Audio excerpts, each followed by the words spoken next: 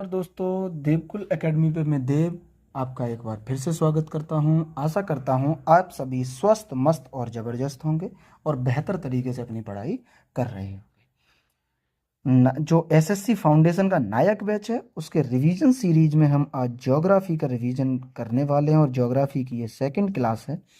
अगर आपने पहली क्लास नहीं देखी है तो प्लीज़ जाके आप पहली क्लास देखें। प्लेलिस्ट में आपको पहली क्लास मिल जाएगी। और अगर क्लास आपको बेनिफिशियल लगती है तो प्लीज़ चैनल को सब्सक्राइब जरूर करें और वीडियो को लाइक ज़रूर करें। ज़्यादा से ज़्यादा लोगों तक शेयर करें ताकि ज़्यादा से ज़्यादा लोग मुझसे जुड़ सकें और मुझे भी मोटिवेशन मिले और आपका भी फ़ायदा हो और मेरा भी फ़ायदा। रोज़ाना आपके लिए लाइक शेयर सब्सक्राइब के लिए कहते कहते मैं थक चुका हूँ, लेकिन फिर भी कहना पड़ता है, आप लोग लाइक नहीं करते हैं। प्लीज़ लाइक ज़रूर करें। अगर आपको वीडियो पसंद आती है तो लाइक करें। मैं नहीं कहता आप लाइक ऐसे ही करें। अगर आपको पसंद आती है, आपको लगता है कि इससे आपका थोड़ा सा भी बेनिफिट है, तो प्लीज़ आप चैनल को सब्सक्राइब और वीडियो को लाइक ज़रूर किया कीजिए। चलिए शुरुआत करते हैं हम आज की क्लास की। तो इससे पहले हमने पढ़ रखा था, अब आगे आज हम जो आज का टॉपिक है वो हमारा सेवन सिस्टर्स के बारे में जानते हैं। तो भारत के सेवन सिस्टर में शामिल राज्य, तो इसकी ट्रिक क्या है? इसकी आपकी ट्रिक है AA MMNT। AA MMNT यानी असम, अरुणाचल प्रदेश, मेघालय, फिर एक M से मणिपुर, इस M से मिजोरम, N से नागालैंड और T से त्रिपुरा। ये हमारी सेवन सिस्टर हैं जिन्हें हम मैप में देखें तो ये हमारा अरुणाचल प्रदेश है, यहाँ नागालैंड है, यहाँ बात करें तो ये हमारा असम है और इधर हमारा मणिपुर है। वहीं इधर हमारा मिजोरम, ये नीचे बांग्लादेश से त्रिपुरा और ये हमारा मेघालय। त्रिपुरा के बारे में आपको एक बात पता होगी कि बांग्लादेश से ये तीन ओर से घिरा हुआ एकमात्र भारतीय राज्य है। वहीं अगर सिक्किम की बात करें, एक सेकंड, वहीं हम अगर सिक्किम की बात करते हैं तो सिक्किम हमारा सेवन सिस्टर में शामिल नहीं है। आपसे ये प्रश्न पूछा जा सकता है, तो ये ट्रिक याद रखना, AA MMNT यानी असम, अरुणाचल प्रदेश, मेघालय, मणिपुर, मिजोरम, नागालैंड और त्रिपुरा। बस ये सेवन सिस्टर नाम किसने दिया ये भी अभी एसएससी पूछ लेता है। तो ज्योति प्रसाद साइकिया ने ये सेवन सिस्टर नाम दिया है। फिर आपसे ये प्रश्न बनता है कि कौन सा राज्य सेवन सिस्टर में शामिल नहीं है, तो इनमें से ये सिक्किम दे के आपको फंसाता है। तो आपको याद रखना है कि सिक्किम हमारा सेवन सिस्टर में शामिल नहीं है। क्लियर? अगले पे चलें।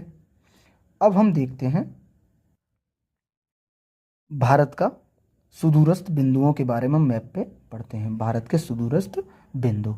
तो अगर हम भारत के उत्तरी बिंदु की बात करें, भारत का उत्तरी बिंदु, तो ये इंदिरा कॉल है जो पाक ऑक्यूपाइड कश्मीर में है।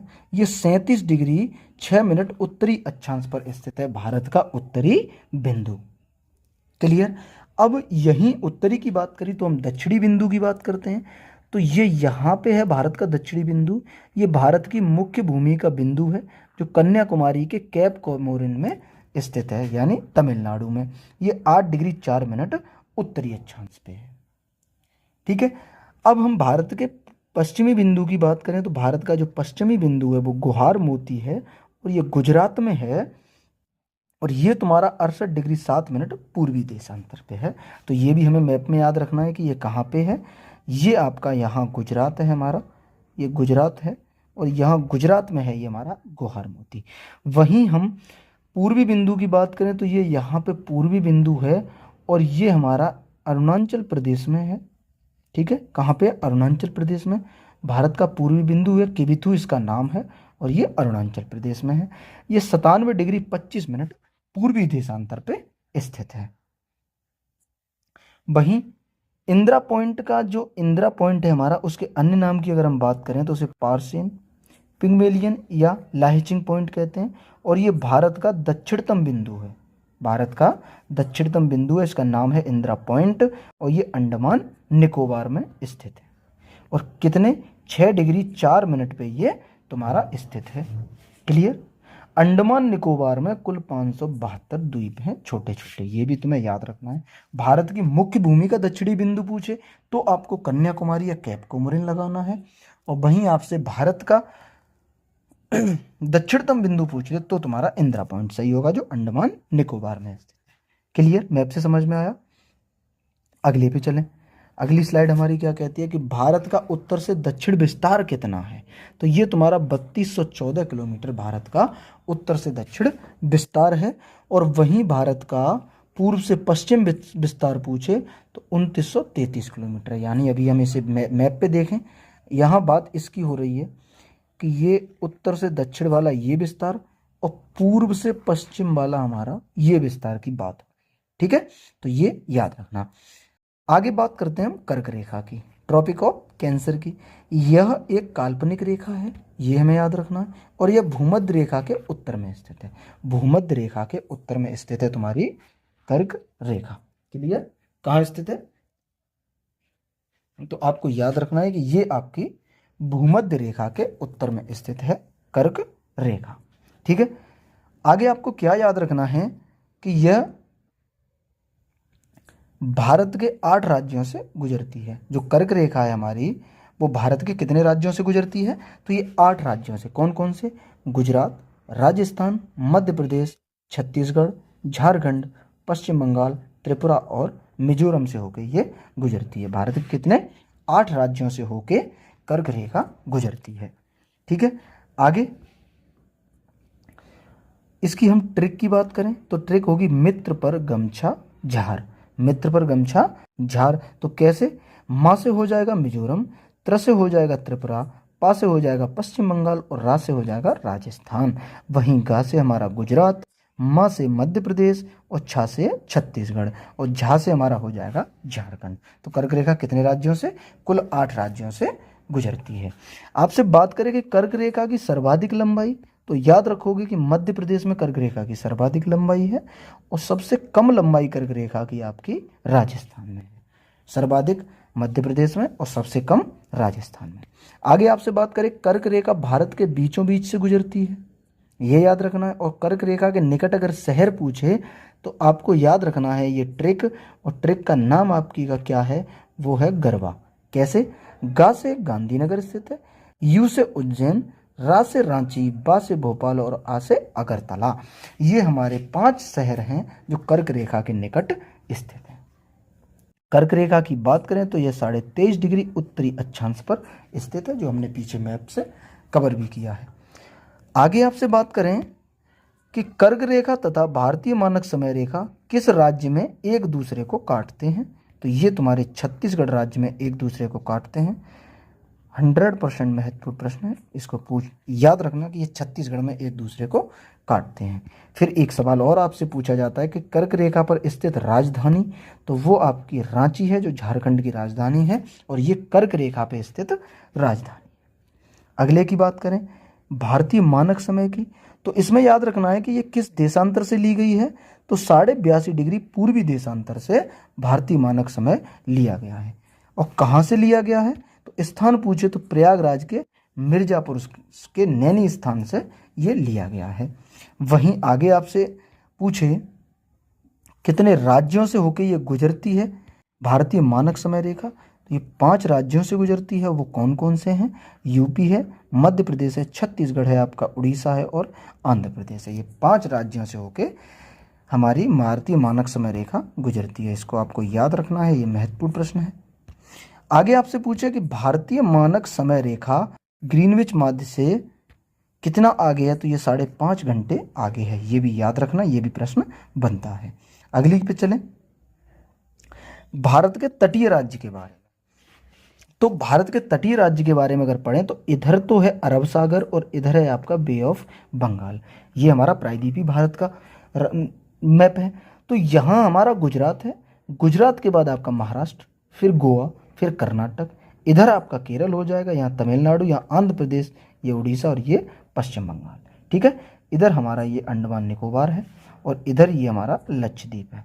और भारत के नीचे तुम्हारा हिंद महासागर है। तो याद रखना, कभी कभी पूछा जाता है कि भारत के पश्चिम में अरब सागर है, भारत के पूर्व में वे ऑफ बंगाल और भारत के दक्षिण में हमारा हिंद महासागर है। आगे वहीं आपसे बात करें कि भारत के तटीय राज्य कितने हैं? तो 9 तटीय राज्य हैं आपके। ठीक है, कौन से? गुजरात, महाराष्ट्र, गोवा, कर्नाटक, केरल, तमिलनाडु, आंध्र प्रदेश, उड़ीसा और पश्चिम बंगाल। वहीं पूछे कि तटीय केंद्र शासित प्रदेश, तो इनकी संख्या 4 है। वो कैसे?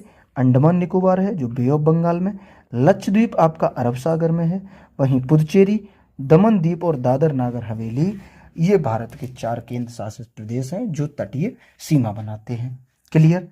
आगे आपसे बात करें कि मुख्य भूमि की तटीय सीमा की लंबाई कितनी है, तो ये आपकी 6100 किलोमीटर है। और वहीं द्वीपों सहित तटीय सीमा की लंबाई आपसे पूछ ले तो ये 7516.67 किलोमीटर है। यहां तक क्लियर। अगले पे चलें।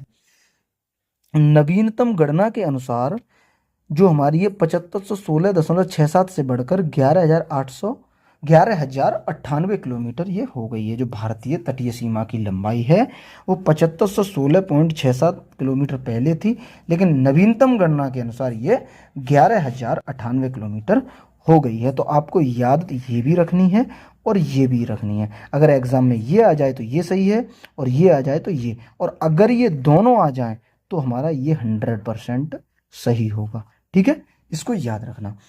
आगे बात करें पिछले 53 वर्षों में भारत की तटरेखा की लंबाई 47.6% की वृद्धि हुई है। पिछले 53 वर्षों में भारत की जो तटरेखा की लंबाई है उसमें 47.6% की वृद्धि देखी गई है। क्लियर। अगले प्रश्न पे चले कि तटीय रेखा में सर्वाधिक विस्तार किन राज्य में हुआ है, तो ये पश्चिम बंगाल, गुजरात और गोवा में सर्वाधिक तटीय रेखा का विस्तार हुआ है। और किस राज्य की तटरेखा कम हुई है, देखो विस्तार भी कम भी हुई है, कम हुई है तुम्हारी पुदुचेरी की, 10.4% इसकी तटरेखा कम हो गई है। ठीक है। अब हम ओल्ड डेटा और न्यू डेटा के बारे में पढ़ते हैं। ओल्ड डेटा में अगर देखें तो सबसे लंबी तटीय रेखा गुजरात की थी और दूसरी थी हमारी आंध्र प्रदेश की और तीसरी थी तमिलनाडु की। लेकिन अब अगर न्यू डेटा की बात करें तो सबसे लंबी जो तटीय रेखा है वो गुजरात की है अभी भी, और दूसरा हमारा यहाँ तमिलनाडु आ गया है और तीसरा यहाँ आंध्र प्रदेश। यानी पहले वाले में हमारा देखो सबसे लंबी में अभी भी गुजरात पहले है, लेकिन दूसरा और तीसरा क्रम बदला है। दूसरे पे पहले था तुम्हारा आंध्र प्रदेश, वो न्यू डाटा में तीसरे पे पहुंच गया है, और तीसरे पे तमिलनाडु था वो दूसरे पे आ गया है। वहीं आपसे बात करें कि सबसे छोटी तटरेखा किस राज्य की है, तो ये आपकी गोवा की सबसे छोटी तटरेखा है। क्लियर। अगले पे चलें। भारत के पड़ोसी देश के बारे में पढ़ें तो कुल देश पड़ोसी कितने हैं, 9, जिसमें 2 देश जलीय सीमा बनाते हैं। वो कौन कौन से हैं, मालदीव और श्रीलंका जलीय सीमा बनाते हैं। अब पड़ोसी देश के लिए हम ट्रिक क्या याद रखेंगे, तो इसकी ट्रिक है बचपन में MBA। बचपन में MBA। तो बा से तुम्हारा हो जाएगा बांग्लादेश, चा से चीन, पा से पाकिस्तान और ना से नेपाल। इधर ये माँ छोड़ दो, M से हो जाएगा म्यांमार, B से हो जाएगा भूटान और A से हो जाएगा अफगानिस्तान। तो ये बांग्लादेश, चीन, पाकिस्तान, नेपाल, म्यांमार, भूटान और अफगानिस्तान, और 2 देश जलीय सीमा बनाते हैं। वो कौन से हैं, वो है तुम्हारा मालदीव और श्रीलंका। यहां तक क्लियर। अगली स्लाइड पे चलें। बात करें अब हम बांग्लादेश की, तो बांग्लादेश इसकी कैपिटल ढाका है, इसकी मुद्रा टका है और वहीं इसकी संसद को जातीय संसद कहते हैं। सबसे लंबी सीमा बनाता है बांग्लादेश भारत के साथ, वो कितनी, 4096 किलोमीटर की सीमा बनाता है। ये हमें याद रखना है, महत्वपूर्ण है। वहीं इससे सीमा बनाने वाले राज्य की बात करें तो मेघालय, असम, पश्चिम बंगाल, त्रिपुरा और मिजोरम इससे सीमा बनाते हैं। ठीक है। इसकी अगर ट्रिक की बात करें, AMTMP इसकी ट्रिक है, यानी असम, मेघालय, त्रिपुरा, मिजोरम और पश्चिम बंगाल ये तुम्हारे बांग्लादेश से सीमा बनाने वाले राज्य हैं। तो राज्यों की ट्रिक क्या है, AMTMP, यानी A से असम, M से मेघालय, T से त्रिपुरा, M से मिजोरम और P से पश्चिम बंगाल। ठीक है।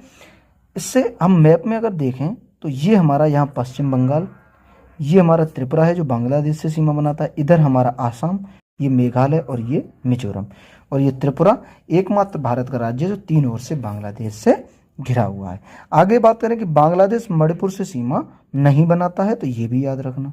और बांग्लादेश से 3 ओर से घिरा राज्य देखो अभी हम बता रहे थे, तो वो हमारा हो गया त्रिपुरा। बांग्लादेश का जो स्वतंत्रता दिवस है वो तुम्हारा 26 मार्च 1971 को मनाया जाता है, यानी 26 मार्च को स्वतंत्रता दिवस मनाया जाता है। और वहीं बांग्लादेश के राष्ट्रीय गीत की बात करें तो आमार सोनार बांग्ला बांग्लादेश का राष्ट्रीय गीत है। वहीं नदियों के देश के बारे में बात करें तो नदियों का देश बांग्लादेश है। और नहरों का देश किसे कहते हैं? तो नहरों का देश, ये आप कमेंट में मुझे बताएंगे कि नहरों का देश किसे कहते हैं। आज की लास्ट स्लाइड, आज हम अब पढ़ेंगे चीन के बारे में। हमने बांग्लादेश के बारे में पढ़ा, पड़ोसी देश के बारे में हम डिटेल में पढ़ेंगे, जिसमें हमने बांग्लादेश कवर किया। अब हम चीन के बारे में। तो चीन भारत के साथ कितनी लंबी सीमा बनाता है? तो ये 3488 किलोमीटर की सीमा बनाता है। दूसरी सर्वाधिक सीमा बनाने वाला राज्य, देश हमारा चीन है। अच्छा, इससे बात करें कि इसकी सीमा जो रेखा है उसे किस नाम से जानते हैं? तो मैकमोहन रेखा जो है वो भारत और चीन के बीच में है। सीमा बनाने वाले राज्य की अगर ट्रिक की बात करें तो इसकी जो ट्रिक बनाई है वो है लद्दाख का सिपाही अरुण हिमालय पर उतरा। लद्दाख का सिपाही अरुण हिमालय पर उतरा। तो लद्दाख से हो गया लद्दाख, सा से हो गया हमारा सिक्किम, आ से हो गया अरुणाचल प्रदेश और हा से हो गया हिमाचल प्रदेश और वहीं उत्तरा से हो गया उत्तराखंड। क्लियर? अब बात करें हम इसकी कैपिटल की तो वो है बीजिंग। और वहीं मुद्रा की बात करें तो रेमेनबी है।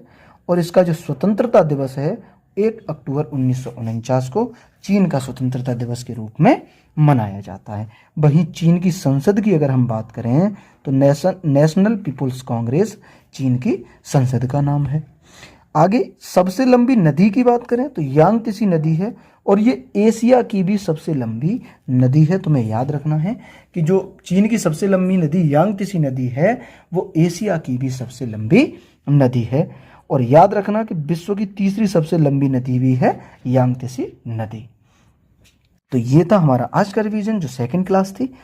आशा करता हूँ आपको क्लास पसंद आई। अगर क्लास अच्छी लगी हो तो क्लास को लाइक ज़रूर करें, वीडियो को ज़्यादा से ज़्यादा लोगों तक शेयर करें और अगर आप चैनल पर नए हैं तो प्लीज़ चैनल को सब्सक्राइब जरूर करें। आप लाइक तभी करें जब भी आपको लगे कि क्लास आपके समझ में आई है और आपका रिवीजन बेहतर तरीके से हुआ है, आपको इस क्लास से कुछ ना कुछ फ़ायदा हुआ है। तो आप वीडियो को लाइक करें और शेयर करें, अन्यथा आप बिल्कुल ना करें। और अगर चैनल पर नए हैं तो प्लीज़ चैनल को सब्सक्राइब करें और बेल आइकन को दबाएं ताकि आगे आने वाली वीडियो आपको मिल सके सबसे पहले। मिलेंगे अगली क्लास में, तब तक के लिए नमस्ते, नमस्कार, जय हिंद, वंदे मातरम।